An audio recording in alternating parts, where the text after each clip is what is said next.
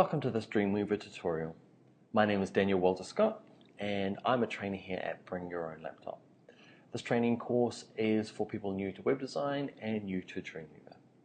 Okay, in this topic we're going to look at hyperlinks. Now what a hyperlink is normally just referred to as a link, okay, but the technical name is a hyperlink. So all it is a way of linking one page to another, and that can be internally.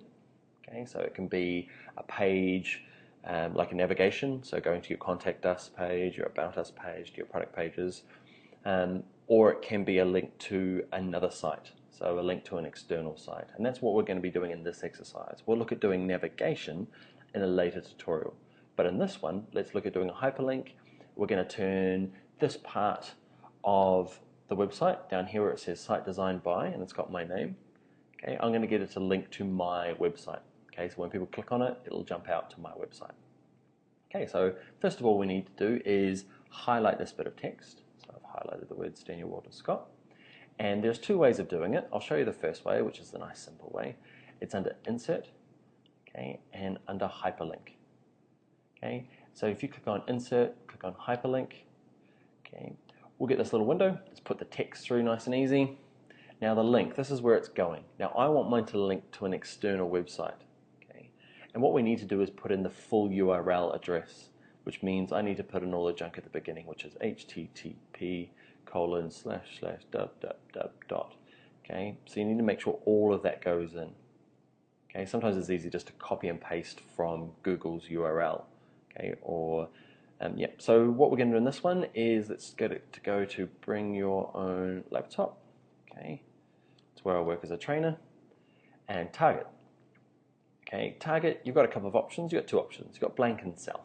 Self will mean when somebody clicks this link, the page will reload on top of itself. So the old one will disappear and the new one will appear. And that's really good for internal navigation. So once again, clicking on your product pages or your contact us page.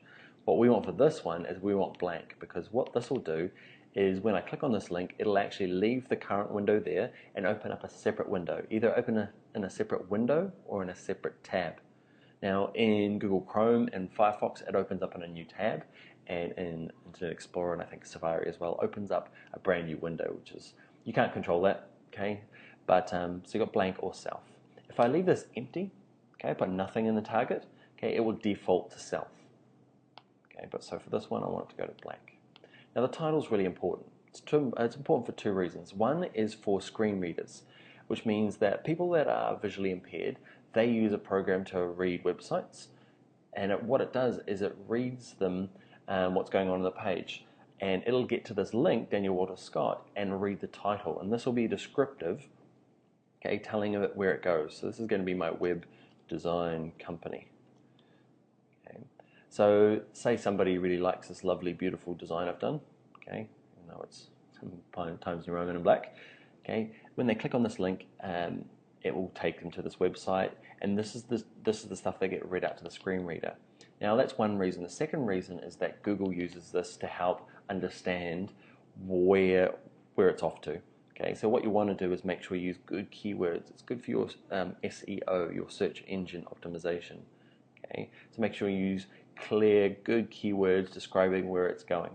Now in this case, because it's going to our Adobe training site, this would be not a particularly good title, because Google's going to follow this link and be expecting a web design company but find an Adobe training center. Okay, so make sure you use good titles in there. Now we don't use access key and tab index. Let's click OK.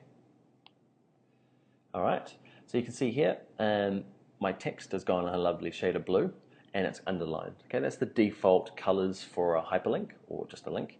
Now we're going to look at styling fonts later in the tutorial series. So at the moment we're just going to have to leave them as the blue and the underline. So that's one way of doing it. The other way of doing it, okay, a hyperlink. So the first way was under Insert. Okay, it was under Insert and Hyperlink. I'm going to show you another way, and this is the way I use. It's a little quicker. But when you're learning, the Insert Hyperlink option is nice and simple. What I like to do is, say I want to turn this word into a hyperlink, I'm just going to use the Properties panel down the bottom here. So I'll zoom in a little bit. So you can see the Properties panel has much the same features. Okay, so it has link, title, and target. So the link's going to go to, remember, http://www.bringyourownlaptop.com.au. Spell it right. The title is describing where this goes, so it's going to an Adobe training company. And the target. Everybody remember, if I leave it blank, what does it do? That's right, it goes to self. Okay, but in this case, I'd like it to go to blank, which means it's going to open itself up in a separate window. So that's the exact same way as doing it up here, okay, except it cuts out one more step. You see it's gone blue. Where is he? He's gone blue, he's underlined, so they do the same process. Now, if you have to edit any of these links, say that you decide that this Daniel Walter Scott here is going to the wrong place, you can't use the insert hyperlink to edit it. Okay, what you have to do is edit it down here in this second way. So you can see there's my URL, there's my title, and there's the page. So I'd go through and adjust it, say, to our New Zealand website. So instead of .com.au, go to .com.nz. Sorry, .co.nz. Okay, so let's preview it. So I'm going to go to File and Save. Let's preview it in a browser. So you've got two ways. You've got File, Preview in a browser, and you get to pick from here. There's another way here. So this little globe, okay, this little globe here. This little globe here will does the exact same thing, just saving one extra little click. So I'm going to use Preview in Chrome. Zoom out. Okay, you can see I've got a link down here. I've got a link over here. So if I click this one down here, this one should go to Bring Your Laptop New Zealand. There it is, lovely. Okay, but you can see it's opened it up in a separate tab. There's my first tab, there's the second tab there. So that's the use of blank. Blank will open up in a separate tab. If I did self, okay, let's go through and show you in Dreamweaver. I'll change this link here. Instead of blank, I'll change it to self. And we'll show you the difference. So I'll preview it again in the browser.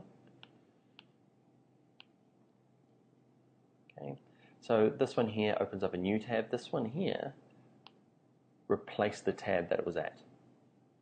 Okay, so it's up to you whether you want it blank and self. So blank is really useful for external links, and self tends to be used for internal navigation. Hey, me. All right, jump back into Dreamweaver. So that was a tutorial showing you how a hyperlink works. Okay, so normally just referred to as a link. All right, that's the end of the tutorial. Let's get on to the next one.